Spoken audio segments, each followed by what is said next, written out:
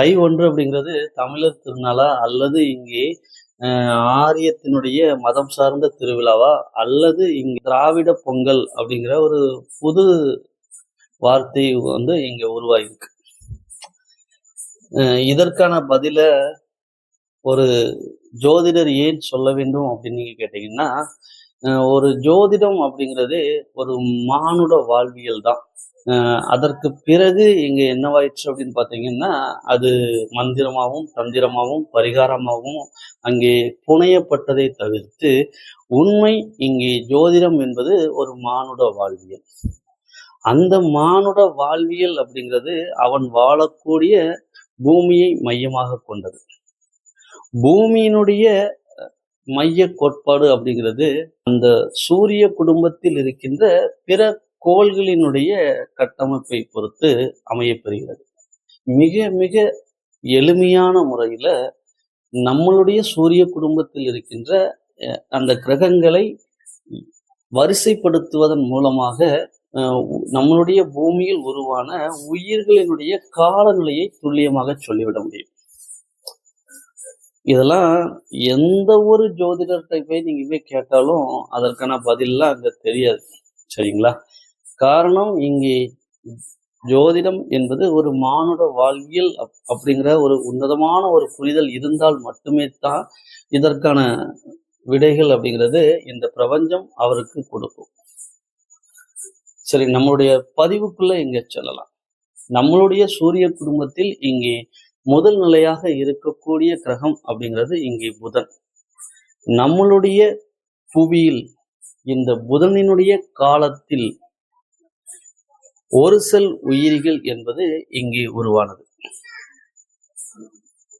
அந்த ஒரு செல் உயிர் என்பது புதனினுடைய காரகம் அப்படிங்கிறது இங்கே ஒரு மனிதனுடைய அறிவு மட்டுமல்ல, இந்த புவியில் பிறந்த அனைத்து உயிர்களினுடைய அறிவினை குறிப்பிடுவது இங்கே புதன் தான்.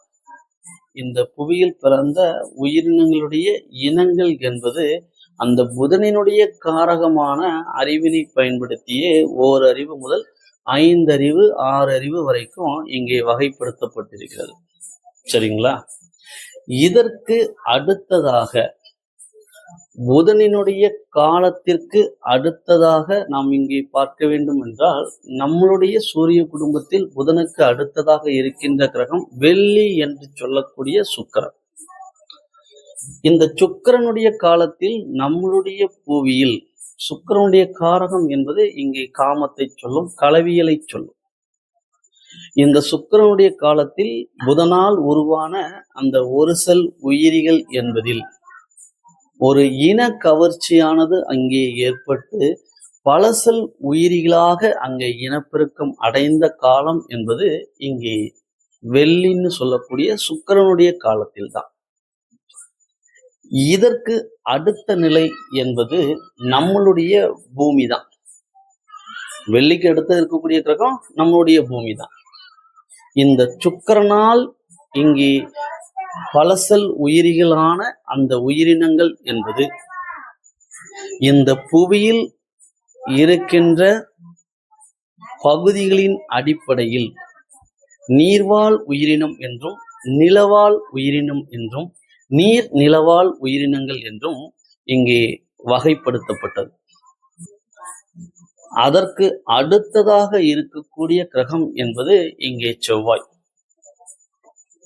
இந்த செவ்வாயினுடைய காலத்தில்தான் இங்கே நிலவாழ் உயிரினத்திலிருந்து ஒரு புதிய உயிரினம் என்பது இங்கே பரிணாமித்தது.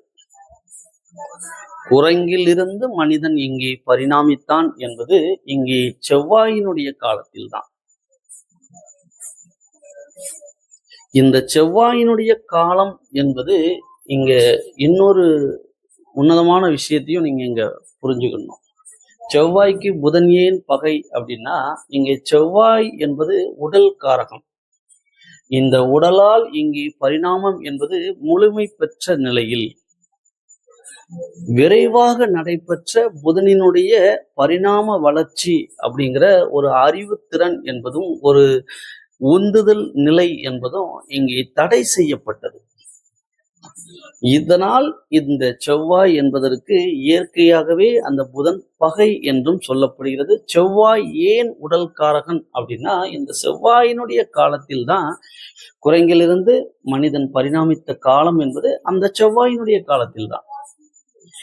இந்த மனிதன் மட்டும்தான் இங்கே பரிணாமித்தானா அப்படின்னா இல்லை. இன்னைக்கு இயற்கையாக நாம் பார்க்கின்ற ஆடுகளும் மாடுகளும் மான்களும் குதிரைகளும் அனைத்து உயிர்களும் இங்கே தங்களுக்குள்ளான முழுமை பெற்ற ஒரு உடல் அமைப்பை பெற்றது இந்த செவ்வாயினுடைய காலத்தில் தான். இன்று நாம் பார்க்கின்ற அந்த உருவ அமைப்பிற்கு சற்று குறைவான முழுவதும் பரிணாமம் என்பது தடைபடவில்லை. செவ்வாய் உள்ளே ஆளுமை செலுத்திய காலத்தில், செவ்வாயினுடைய காலத்தில் புதனினுடைய வலு குறைந்தது அப்படிங்கிறத நமக்கு பார்க்கணும். இதற்கு அடுத்ததாக இருக்கக்கூடிய கிரகம் என்பது இங்கே வியாழன். இந்த வியாழனுடைய காலத்தில் குரங்கிலிருந்து பரிணாமித்த அந்த மனித இனம் என்கின்ற ஒரு புதிய உயிரினம் இந்த பிரபஞ்சத்தினுடைய உன்னதமான இயற்கை சக்தியினுடைய மூல ஆதாரமான சூரியனுடைய ஆற்றலை இங்கே உணரத் தொடங்கியது. அதற்கு பிறகு அந்த சூரியனுடைய உன்னத ஆற்றலை பயன்படுத்தி இங்கே உழவு என்கின்ற, விவசாயம் என்கின்ற, வேளாண்மை என்கின்ற முதன்மையான ஆதி மனிதனுடைய தொழில் உருவானது. வேட்டையாடுவதுதான் ஆதி மனிதனுடைய தொழில் அப்படின்னு ஒரு கோட்பாடுகள் இங்கே சொல்லப்பட்டால் 100% அது தவறு. இன்று ஓரறிவில் இருந்து 5 அறிவு மிருகங்கள் வரைக்கும் இங்கே வேட்டையாடுகிறது. அதற்கெல்லாம் அது தொழிலா அப்படின்னு கேட்டீங்கன்னா அது தொழில் அல்ல. அது இயற்கையாகவே அதனுடைய நிலை என்பது பசித்தால் இங்கே உணவெடுக்க வேண்டும் என்கின்ற ஒரு நிகழ்வு தான். அது எந்த விதத்திலும் என்னாகாது அப்படின்னா தொழில் ஆகாது. ஆதி மனிதனுடைய முதன்மையான தொழில் அப்படிங்கிறது இங்கே வேளாண்மை தான்.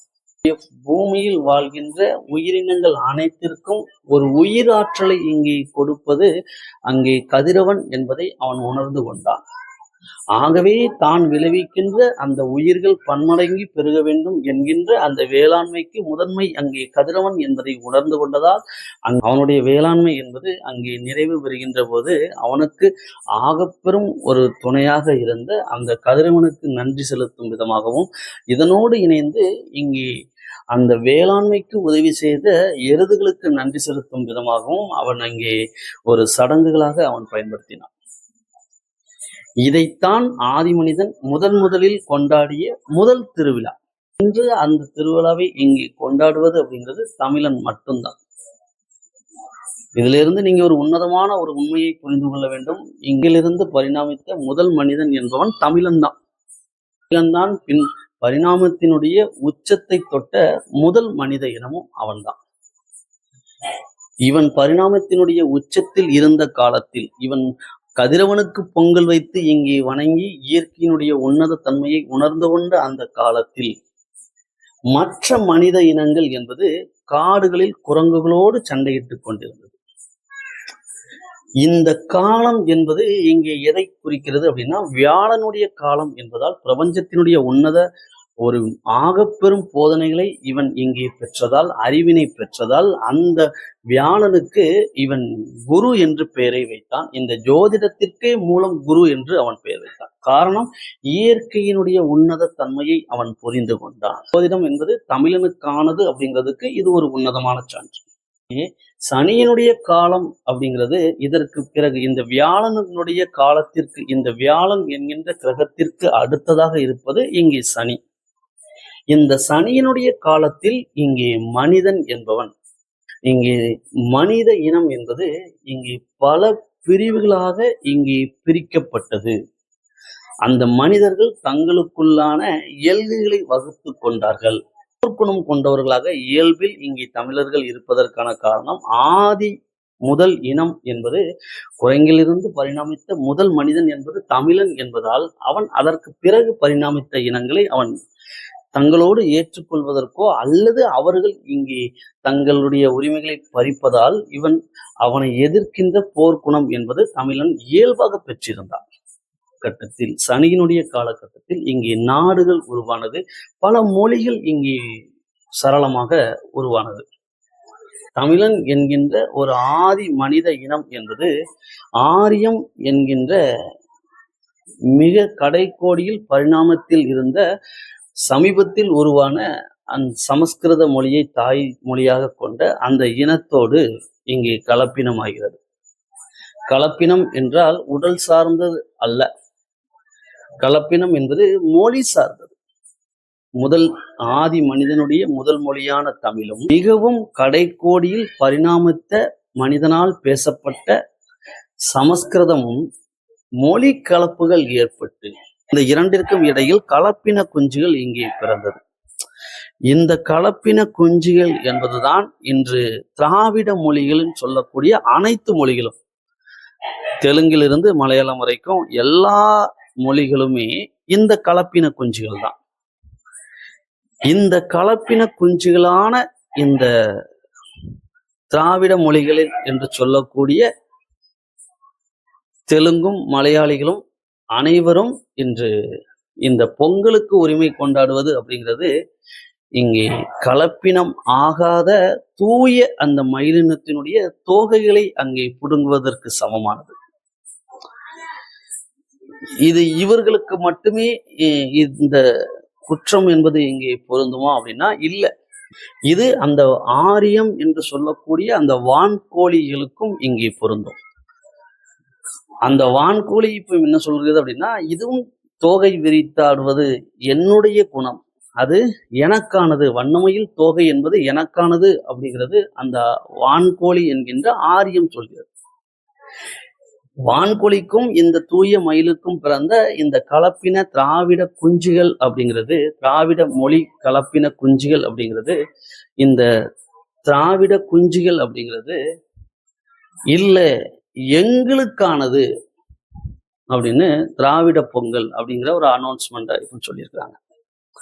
ஆனா உண்மையான நிலை என்பது இங்க நீங்க மிக தெளிவா புரிஞ்சுக்கோங்க. இதற்கு என்ன தேவையில்லை, ஜோதிடம்லாம் தேவையில்லை. இதை முன்பிலிருந்தே இவங்க சொல்லிட்டு இருக்கிறாங்க. இப்போ ஏன் இது ரொம்ப வீரியமாக இங்கே இருக்கிறது அப்படின்னா, மனிதன் இப்போது வாழ்ந்து கொண்டிருக்கின்ற காலம் என்பது இங்கே சனிக்கு அடுத்ததாக இருக்கக்கூடிய யூரேனஸ் என்று சொல்லக்கூடிய ராகுவினுடைய காலம்.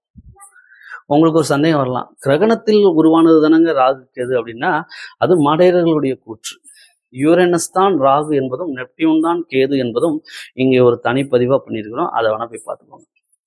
இந்த யூரேனஸ் என்பது இங்கே மிக பெரும் பிரம்மாண்டத்தையும் இங்கே மிக பெரும் இருளையும் சொல்வதால் அதனோடு இணைந்து அதனுடைய துருவம் எப்போதும் ஒரு பாதி ஒளித்தன்மையும் பாதி இருள்தன்மையும், முழுமையான ஒளித்தன்மை அற்ற நிலையில் இருப்பதால் ஒரு உண்மையினை இங்கே பேசுவது போன்று மிக பெரும் இருளை பிரம்மாண்டமாக பரவச் செய்யக்கூடிய இந்த கலியுகம் என்று சொல்லக்கூடிய இந்த யூரேனஸினுடைய யுகத்தில் நாம் இங்கே வாழ்வதால் நாம் வாழக்கூடிய காலம் என்பது யூரேனஸினுடைய காலம். அதனாலதான் பார்த்தீங்க அப்படின்னா 9 செவ்வாய் 4 இங்கே யூரேனஸினுடைய எண், ராகுவினுடைய எண். அந்த 4ல் 9 என்பதை தொடுகின்ற போது இங்கே மனிதன் ஆகப்பெரும் நோய்களை இங்கே தொட்டு விடுகிறான். அந்த 4ல் 9 என்பதே இங்க ரொம்ப டேஞ்சரஸா இருக்கு. சனியுடைய காலத்துல 8ல் 9ன்னு இருந்துச்சு. குருவினுடைய காலத்தில் ஒரு மனிதனுடைய ஆயுட்காலம் என்பது 120ஆக இருந்தது. ஏன் 120 திசையாண்டுகள் மனிதனுக்கு கொடுத்தார்கள் அப்படின்னு நிறைய பேர் இங்க பெரிய ஆராய்ச்சிலாம் பண்ணிட்டு இருக்காங்க. ஒண்ணுமே இல்லை, அதெல்லாம் தேவையே இல்லை. காரணம் ஏன் அப்படின்னா, முதல்ல அது தமிழனுடைய வாழ்வியல் அப்படிங்கிறத அங்க புரிஞ்சுக்கணும். அவர்கள் குருவினுடைய காலத்தில் தான் அங்கே ஜோதிடம் என்பது கட்டமைக்கப்பட்டது என்பதையும் புரிஞ்சுக்கணும். இதனோடு இணைந்து அப்போது வாழ்ந்த மனிதர்களுடைய ஆயுட்காலம் என்பது 120. அதன் பொருட்டே ஜோதிடம் என்பது ஒரு மானுட வாழ்வியல் என்பதால் அதன் பொருட்டே அந்த 120 திசை ஆண்டுகள் என்பது கட்டமைக்கப்பட்டது. ரொம்ப சிம்பிளுங்க. உன்னதமான இந்த பிரபஞ்சத்தினுடைய உண்மையை நீங்கள் புரிந்து கொண்டால் உங்களுக்கு மிக கடினம் என்று இங்கே எதுவுமே இல்லை. இந்த ராகுவினுடைய காலத்தில் இந்த மனிதன் இங்கே வாழ்வதால் திராவிட குஞ்சுகள் இந்த பொங்கல் திராவிட பொங்கல் என்றும், ஆரிய வான்கோழிகள் எப்போதுமே தோகை எங்களுக்கானது. அதாவது நான் இங்கே ஆதியில் குரங்கிலிருந்து பரிணாமித்த முதல் மனிதன் என்பவன் இங்கே தமிழன் என்பதற்கு ஆகப்பெரும் சான்று என்பது தை 1 தமிழன் திருநாளான இந்த பொங்கல் தான். இதை ஆரியம் என்கின்ற வான்கோழியும் திராவிடம் என்கின்ற இந்த கலப்பின குஞ்சுகளும் இங்கே களவாட பார்க்கிறது. இனமானம் என்பது மிக மிக முக்கியம் என்பதெல்லாம் தாண்டி ஒரு பிரபஞ்சத்தினுடைய உண்மை அப்படிங்கிறது, தமிழன்தான் இங்கே குரங்கிலிருந்து பரிணாமித்த முதல் மனிதன். அதை பறைசாற்றுவதற்கு இன்றளவும் கொண்டாடப்படுகின்ற அந்த பொங்கல் திருவிழா என்பது இங்கே தமிழனுக்கானது. ஆரியத்திற்கும் திராவிடத்திற்கும் துளியும் தொடர்பில்லை. இதை தமிழர்கள் நன்கு உணர வேண்டும். மதம் கடந்தது இனம் அப்படிங்கிறத நீங்க நல்லா புரிஞ்சுக்கோங்க.